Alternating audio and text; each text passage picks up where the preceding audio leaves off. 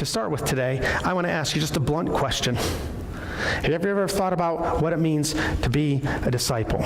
That's like a big church word, isn't it? Disciple. We throw it around a lot, so you would think we would know what it means, because we talk about the 12, right? The 12 in the Gospels, the 12 disciples, right?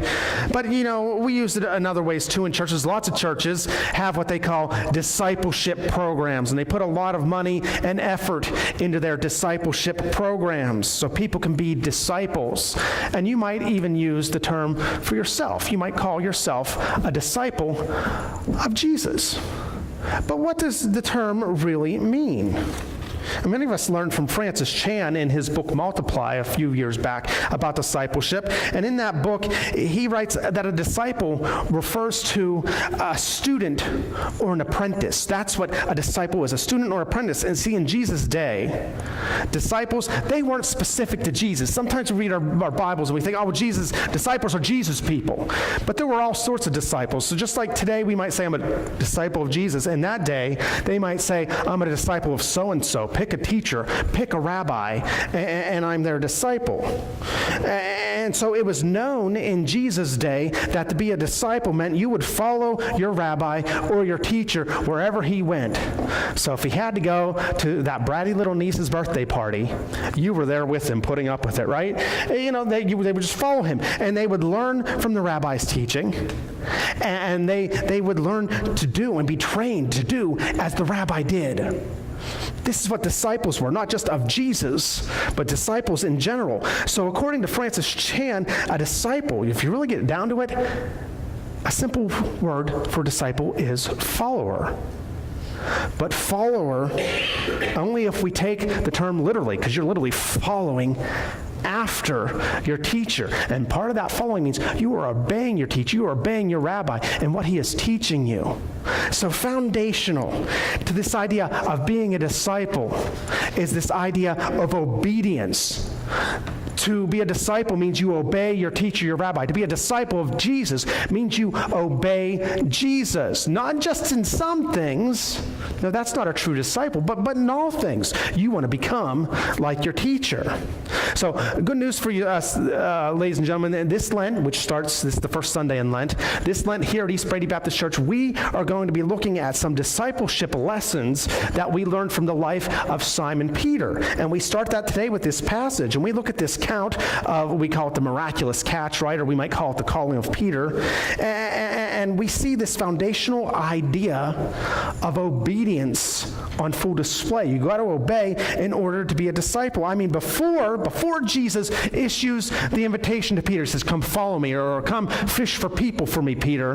Before that, Simon must be obedient. His obedience is required. And as we look at this passage today, we're going to see that as we respond to Jesus in obedience, not only we get to say, oh, I'm a good little disciple, but we're also opening ourselves up to the blessings that God waits to pour out into our lives. See, obedience to Jesus opens up our eyes to the miraculous work that God is doing in our lives and through our lives. So the inverse goes too. When we fail to be obedient, well, just maybe we're missing out on a whole bunch of great stuff God is waiting to do in our lives. Let's see what I mean by taking a look at the passage. Well, we start off with a guy named Simon. He will later be renamed by Jesus Simon Peter or Peter. So if I get the names confused, you'll know why. But he starts out as Simon here, and he's on shore. He's got, with his fishing buddies, he's a fisherman, and they've got their boats. They've parked their boats, and now they're on shore cleaning their nets because they've been fishing all night. And before they can go home, before they're done with work, they've got to clean up. Some of you know what this is like, right? You get a job done, but before you can go home, you got to clean up so it's ready for you to go out the next time, right? So they got to clean these nets, and it's like, oh, let's just get this done and go home. And while they're doing this, along comes Jesus. Now, Jesus is not alone, because he rarely was at this point in his ministry. He's got a whole crowd of people following after him.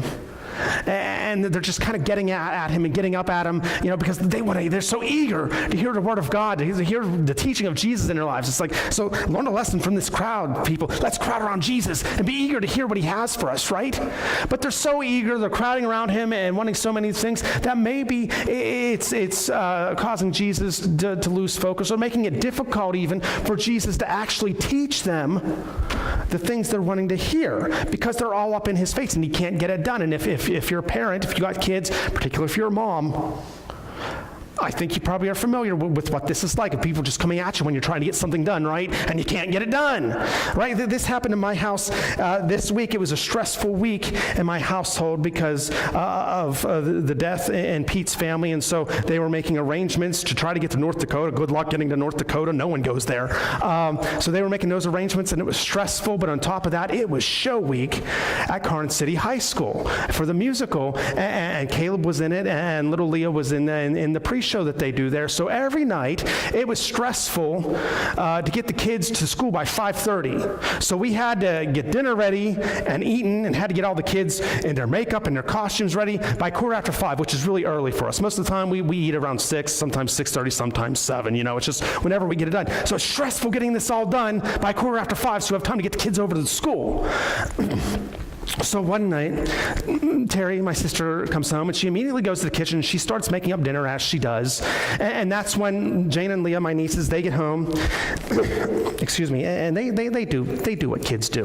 Immediately, they need everything from their mom, right? It doesn't matter that their dad and I were there. You can't help me. Mom, I need help with my homework right now. Mom, I need you to check out my wardrobe choice right now, because left to their own devices, it's not pretty, right? Mom, I need you to come in the living room right now and look at this whatever stupid, idiotic thing. Right, I need you to do it right now, Mom. So Terry, she kind of had to say, hey, kids, back off, right? Moms, you know this. Everyone else, you've seen moms know this. She had to say, I need to get dinner ready, because if I don't get dinner ready, then you're going to be coming at me and say, Mom, I need you to get me dinner right now, right? And she tells them, I can't do that with you crowding around me. And that's how I think, Jesus in the crowd were. Jesus like, you want me to teach you, but I can't get it done. I need some space. So what's Jesus do? Well, he climbs into Simon's boat, and he says, Simon, hey, put out a little ways. And apparently Simon does it. And so now Jesus can sit on the boat and teach them. And Luke doesn't tell us specifically why Jesus gets in the boat, but there are a couple reasons that come to mind. One being obvious, like the water in the boat itself creates some needed space for Jesus to be able to do what he's doing. The second, though, is that maybe Jesus wanted to amplify his voice over the water, because did you know our sound or our voices actually amplify over water? It's a science thing. I know I'm going to lose some of you because we're talking about science, right? Oh, school, right? But no, it's like the water cools down the air right above the surface, which causes the sound waves to move more slowly so they can spread out, and then more people hear them. Because this is a day, Jesus got its big crowd, but he doesn't have microphones or megaphone or anything.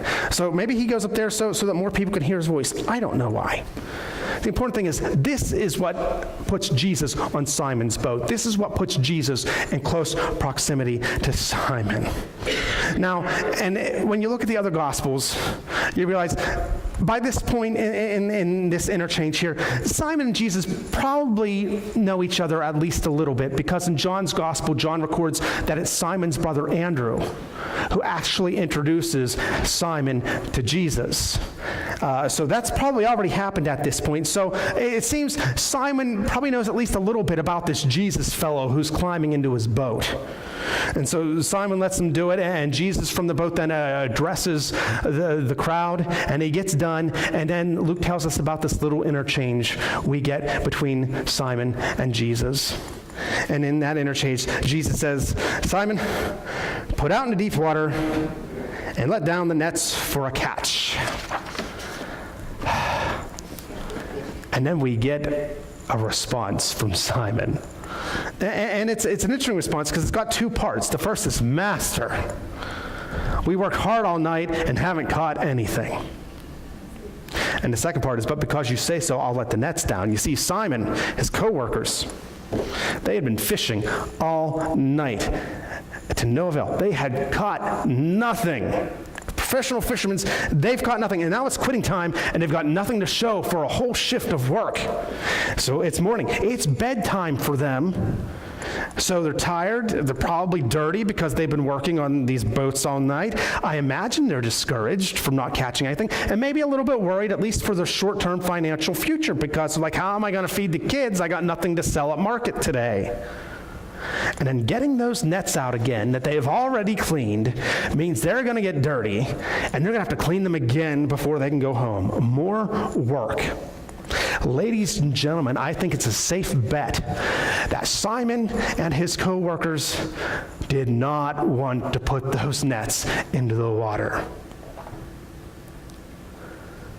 But because you say, Lord, those are Simon's words, because you say, because Jesus said, they put those nets in the water. See, Simon called Jesus Lord, meaning master, and he meant, it just wasn't lip service.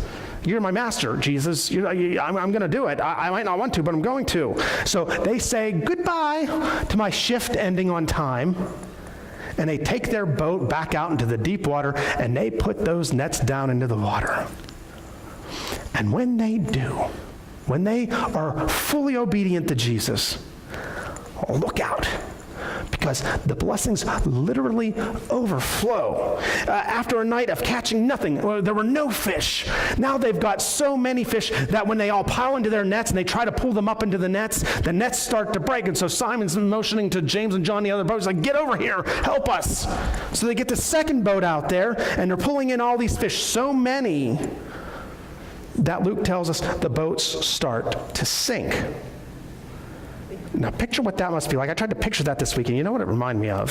Sometimes we're at home and we're in the pool, during the summer, of course, and we've got a couple of those giant rafts, right? And so we're just having a good time as a family, and we'll say, how many people do you think we can get on that raft?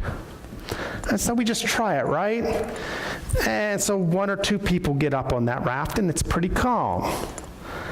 But then what starts to happen is more bodies get up on that raft. It starts to kind of sink down from the weight, and so it gets unstable, and then everyone up on there, we're kind of shifting around our weight to, make sure it doesn't fall over. It'd be a lot easier if Caleb weren't doing cannonballs right next to it, right? But there we are, and so you start to get that fourth or fifth person up there. What happens to that raft? It goes under, it topples over, and we're all having a good time. I imagine it would not be a good time if a boat toppled over because of the weight of the fish. But that's what I kind of picture these boats looking like, just weighted down from all this fish so much that they're starting to sink. Simon and his partners, they receive the blessing, don't they? They receive the miracle. God was waiting to prove himself in their lives, and when they were obedient, God did.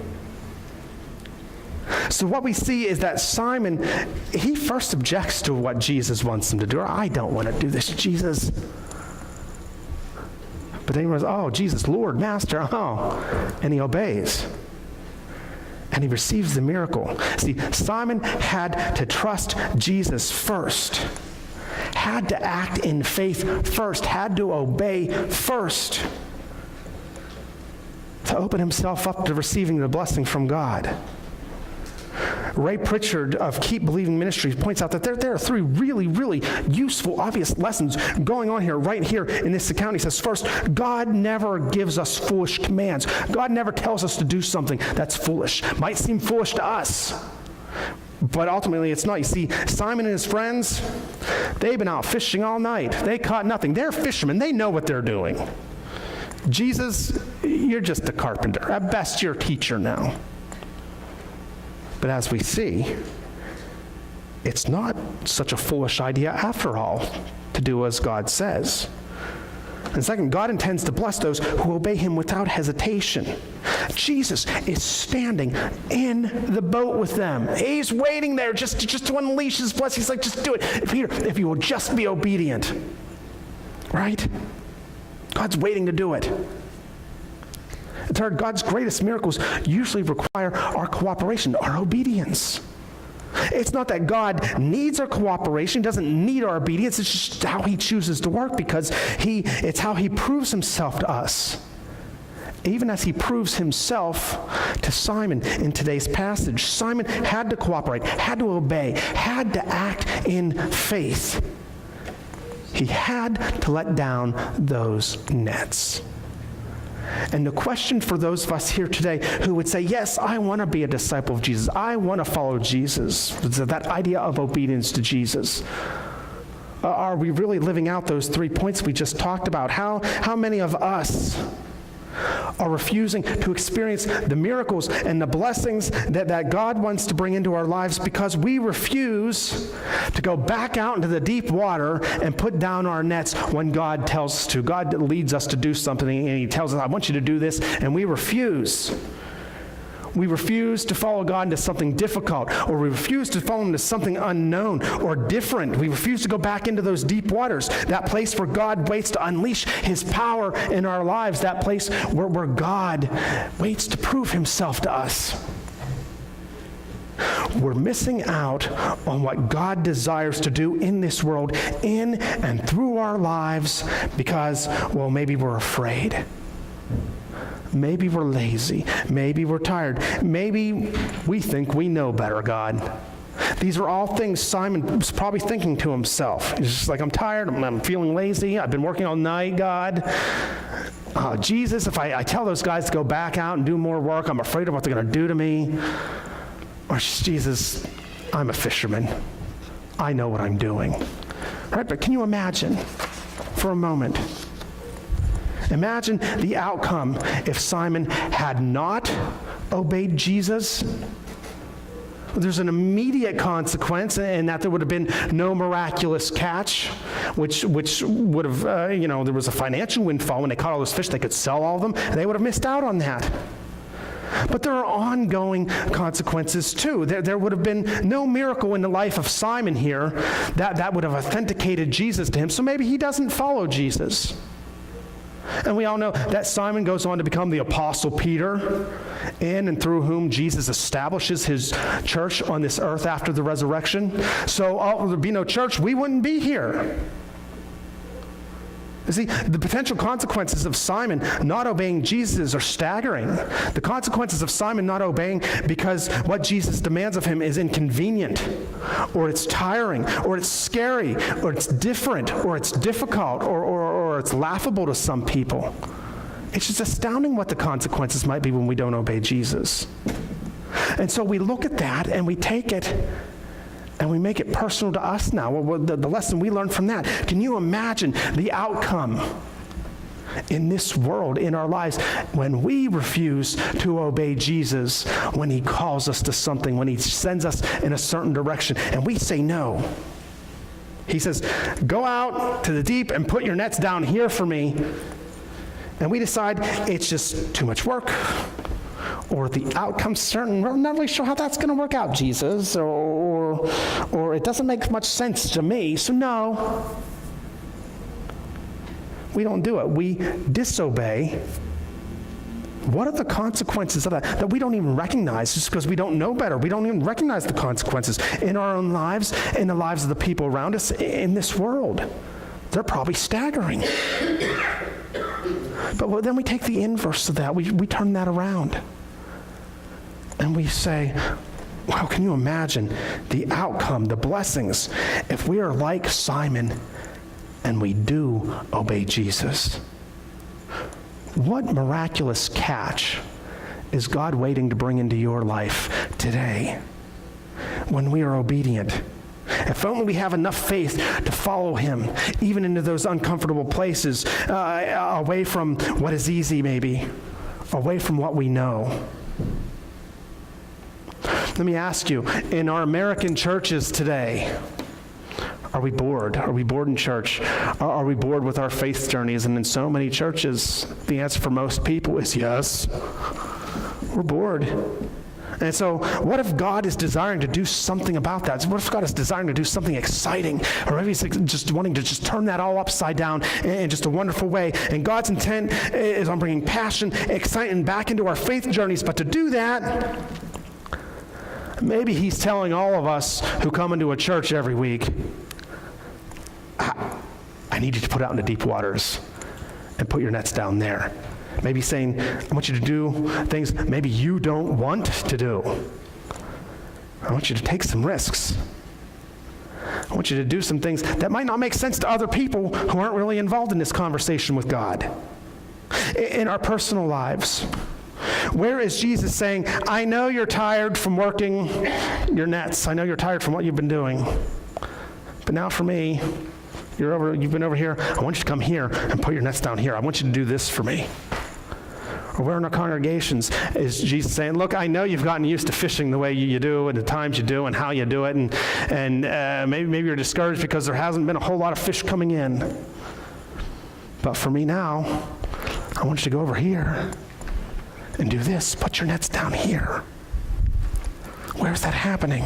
What blessings and revivals of faith are we shutting down in our lives personally and in our collective lives before they get started by saying with Simon, Master, we already tried. As Simon says, we've worked hard and haven't caught anything. We've already done that to no avail. I already tried that, Jesus. And we just say that because we're afraid or we're lazy or we're tired or we think we know better. How much are we missing?